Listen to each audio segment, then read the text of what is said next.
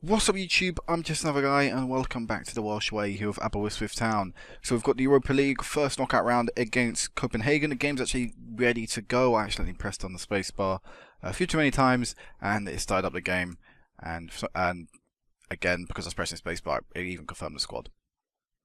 But anyway, we've got a few transfers to go through before we jump into this game because we were relatively busy in comparison to our past few Januaries. So we'll look at the outs first because there are quite a few outs and there's quite a hefty amount of money made in this January transfer window. So Victor Costa left, he was on his way out.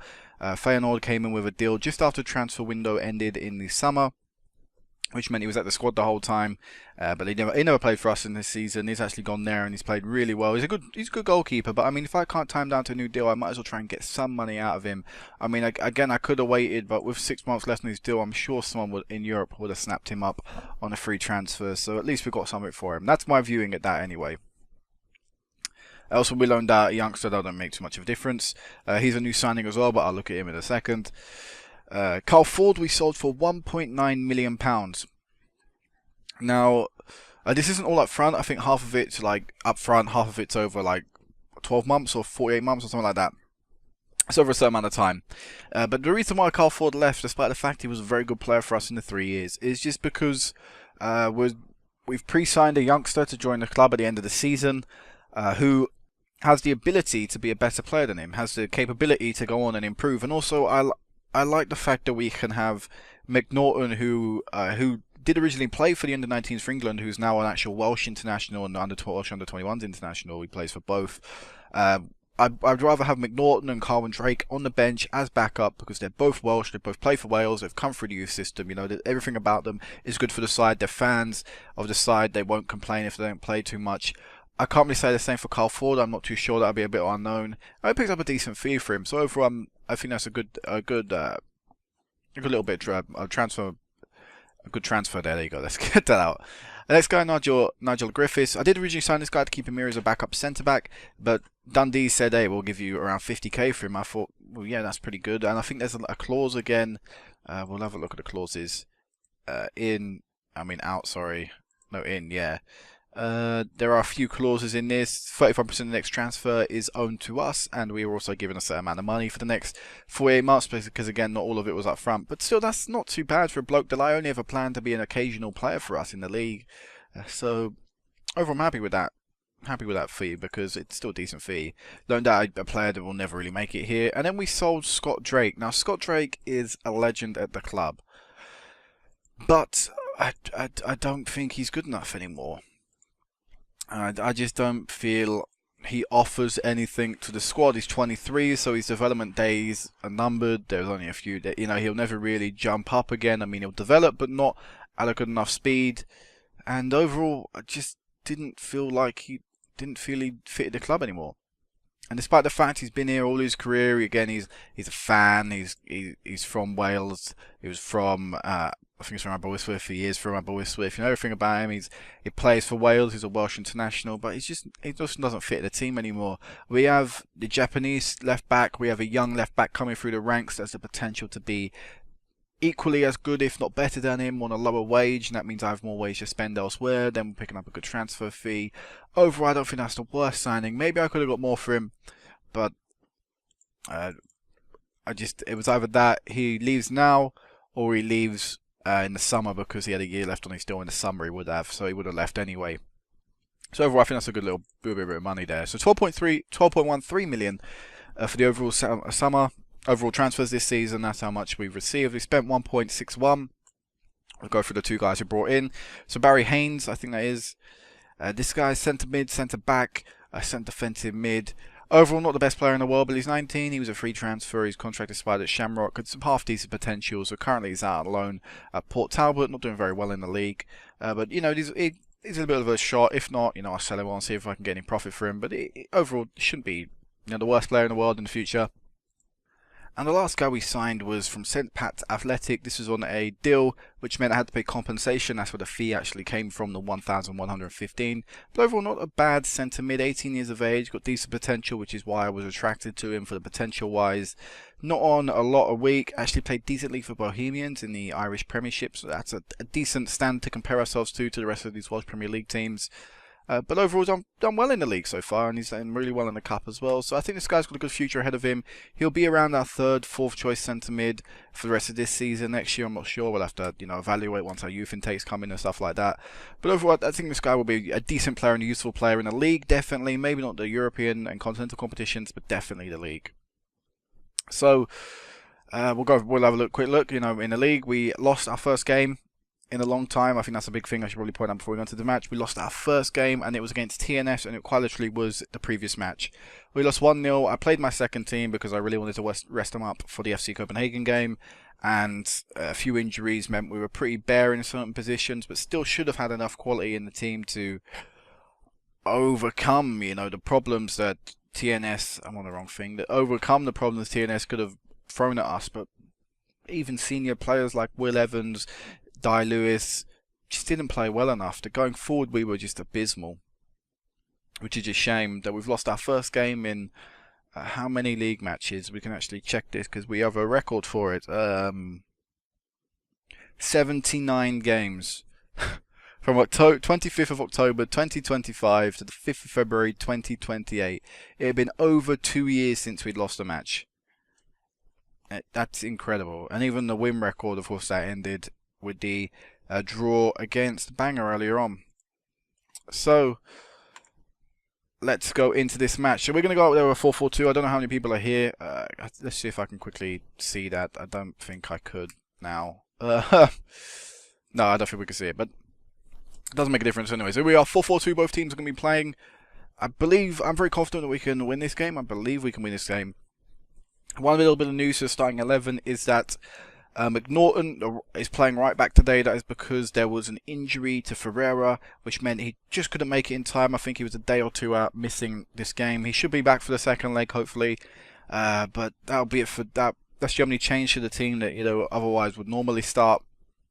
Also, a little bit to note as well, Dave O'Connor has been injured, just very recently come back. I played a bit in the TNS match just to try and get him some fitness up, but I don't think he'll play a full 90 minutes today, so Wallace will most likely make an appearance in the latter stages of the match. We're going to go to the opponent instructions, and we're going to get our assistant manager to do this, and then we're going to get the assistant manager to do the team talk as well, and we're going to get into this game at Parken in Denmark. Come on now, boys, if we can win this game. There you go, you can see O'Connor already, not as fit, only around 90%, 80%, actually he's now 70 now.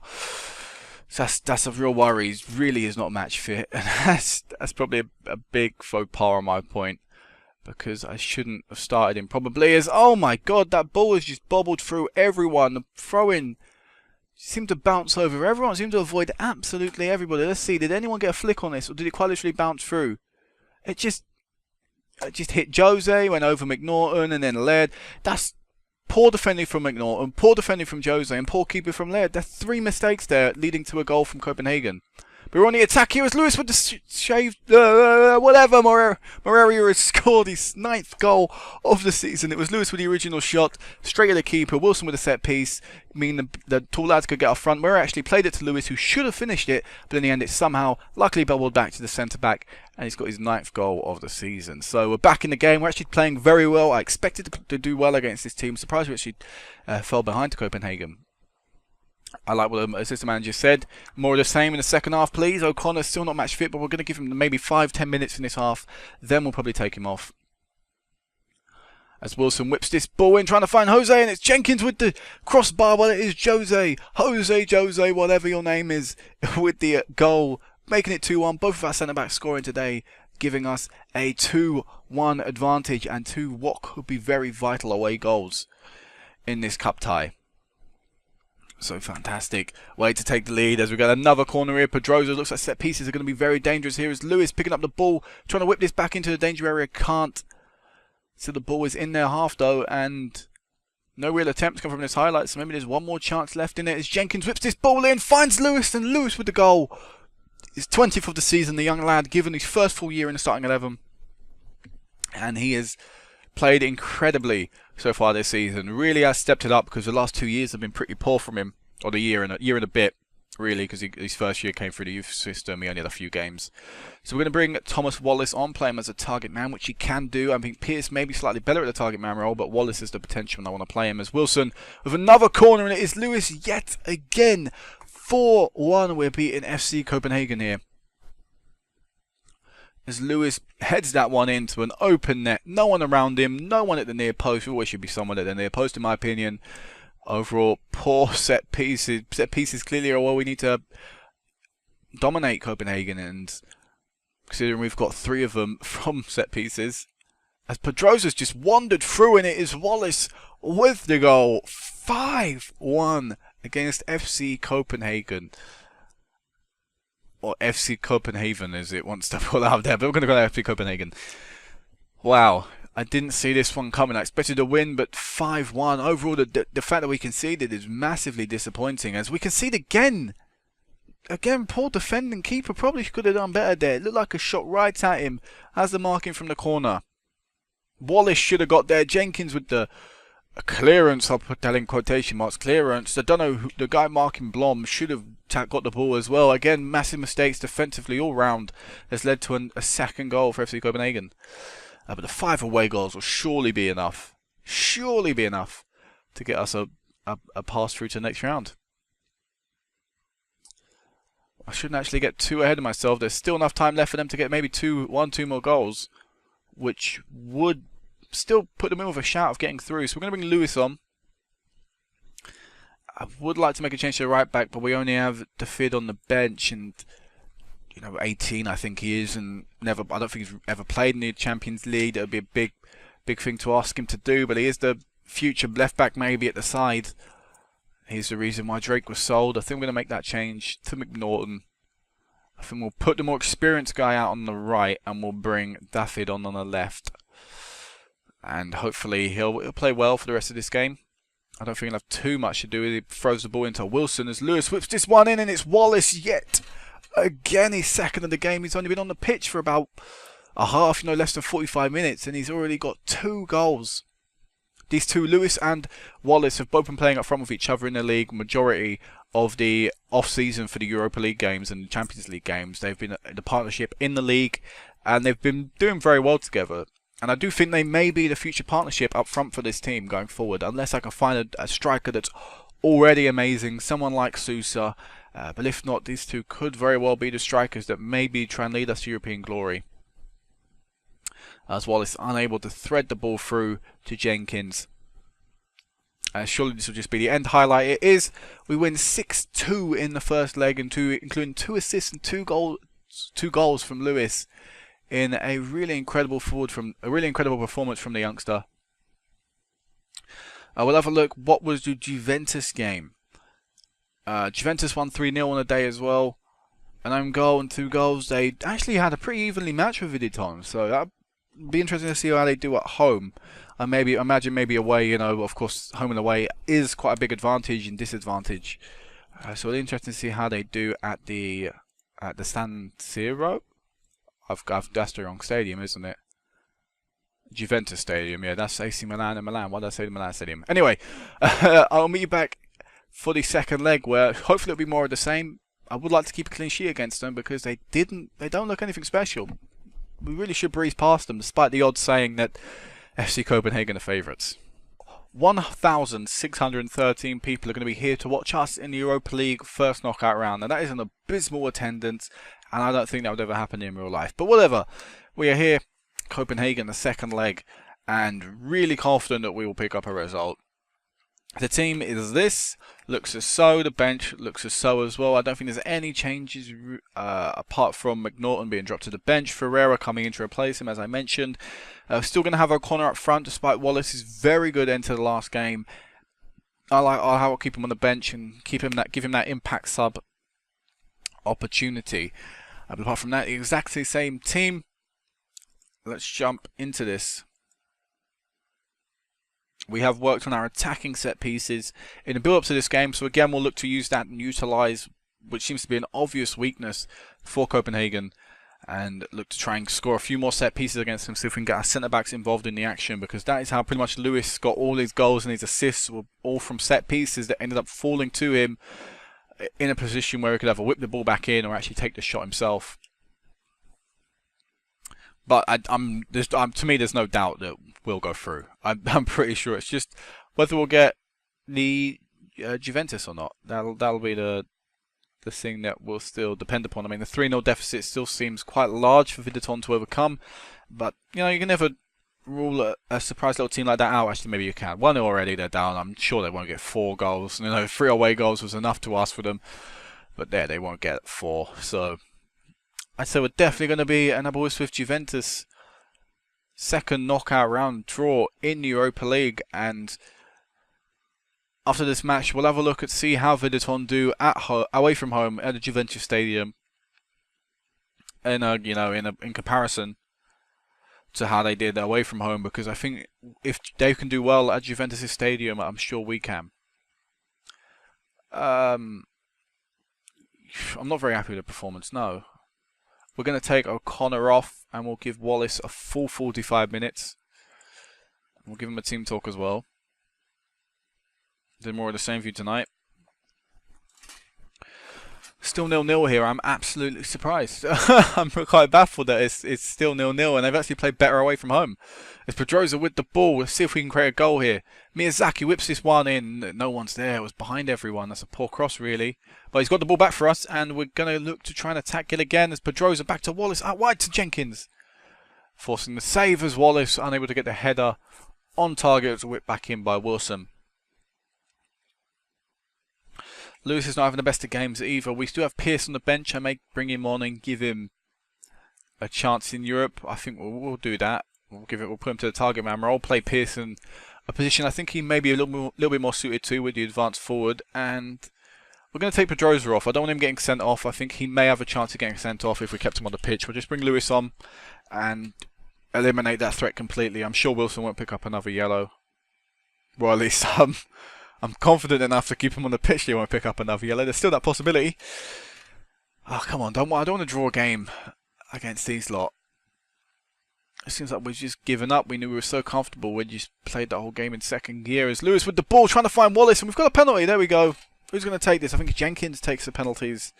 Although it looks like the guy coming up from defence. I don't know who's taking this penalty. Is it Jose? No, it's Moreira. Oh, he scored. I didn't even realise he took my penalties. It's just because the team's always swapping and changing and different people vary on different games and things like that. I never know who my actual first choice penalty taker is because I never get enough penalties. I know in the past it was Sousa, but it just seems to change and vary because most of the time people are on hat-tricks, so they take it. That's why I said Jenkins. The last time I thought of it, it was on a hat-trick. That's why he took it. But I didn't realise we had the centre-back as our first choice. Oh, man, that is an abysmal own goal. Jesus Christ, he's tapped that in. Beautiful, beautiful finish. At full stretch, look at this. Oh, brilliant interception, stopping the green shirt behind, whoever that was. But in the process, he's knocked it in his own goal, so he might have just let it drop to the bloke. Might have scuffed it. But there we go now, the last few minutes. We've got one more set piece, which doesn't find a green shirt. But this is going to be us through. I wonder what the Juventus score is at the end. 2-0 in the end for Juventus. They may still get a late one again.